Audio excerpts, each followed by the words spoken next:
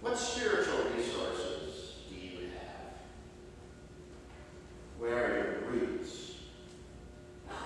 Where's your grounding? People who've been a part of your life. Places you've been. Things that you've heard in the community of faith. Our world is obsessed with developing IQ. Think about how Paul says that this love surpasses knowledge.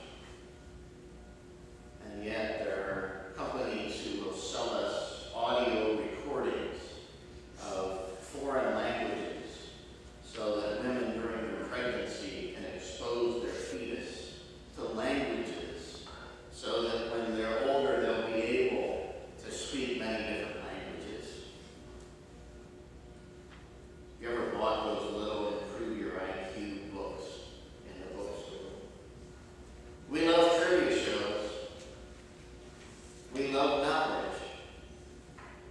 But that's all about IQ. Some psychologists are now saying, no, we know that IQ is not everything. And so they come up with something called EQ. You see that? Emotional quotient. Where people who are very good at social situations, very good at acknowledging the people, that there's an EQ, and they have a test for EQ.